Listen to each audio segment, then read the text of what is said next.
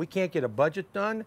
We can't figure out where our funding is going to go. We can't do any of it. And I think it's gotten mean and nastier than normal. Do you remember a time, a homemade apple pie, big cars, and baseball? You know, when we used to work together. This man hasn't lost sight of that dream. 35-year political veteran Jim Dantona's on a mission with political dugouts, dinner, and debate. And me? I'm just here for the dessert. This is Political Dugouts, Dinner, and Debate. Go to our Facebook page and please like us. Just because we're likable, right? And what are you going to give them if they like us? Well, if they like us, I could give them almost anything. Oh, they could be careful there. Well, I mean, you can have dinner with Stacy and I. Why does he do that? Well, because, you know. He's offered you. Senator. It's hard to say no.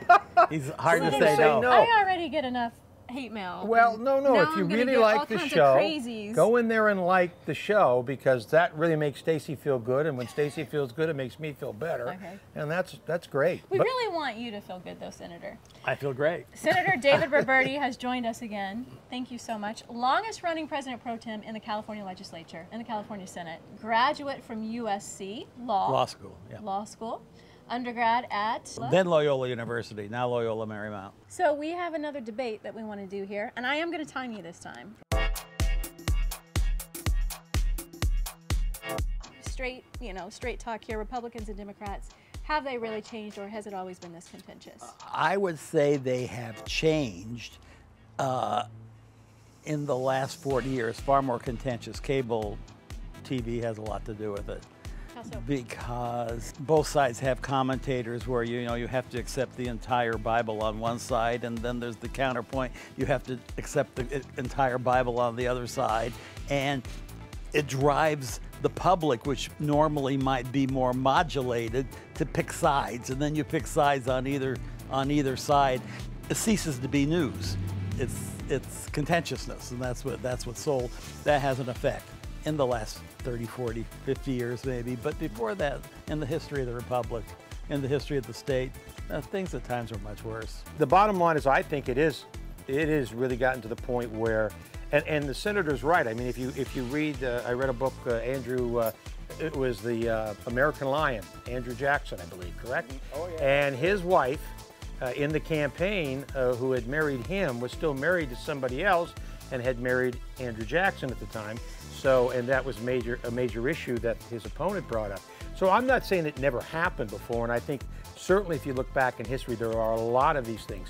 But I got to tell you something, having worked in the state Senate for Senator Roberti, worked with Republicans and Democrats, I got to tell you, there was at least, and I'm going to say 20 to 30 years also, there was a period of time that you knew compromise was what it was all about.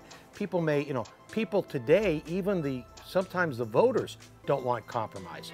You give us exactly what we want or you're out.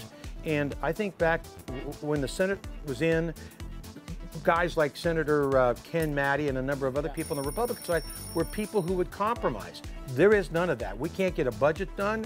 We can't figure out where our funding is going to go. We can't do any of it. And I think it's gotten mean and nastier than normal. There's a famous campaign line against President Cleveland because he had an illegitimate child.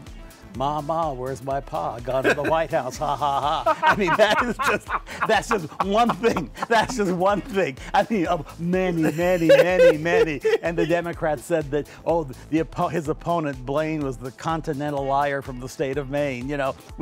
Stuff was really raw. But in the last, say maybe 30, 40 years ago, within California and nationally, there was more of a spirit of compromise, but that's been cut down. Yeah, and I think that it's about people making money off of hatred and all sorts of things. I mean, you have the Sean Hannitys and these people that just spew all kind of mean, nasty things out, and they're making a lot of money because people want to hear them, and Rush Limbaugh and the rest of them. I'm not saying that the Democratic or the liberals don't have that side. Keith Oldenburg or Oldenburg, whatever his name was, Rachel Maddow and a few others. You got to watch what you say, and I think that's gotten to the point, and I think Senator's right that cable has made it very financially rewarding to be nasty. Oh, yeah. We made your other favorite meal, homemade risotto. Oh, Is that yes, correct? I like that. I can do that myself, too, but I'm sure they're better. I'm sure they're better. Score. This is Guys, very go good, by to the way. politicaldugout.com and be sure to subscribe or like us on Facebook. An ad for the restaurant. It's delicious. Very good. The best. Delicioso.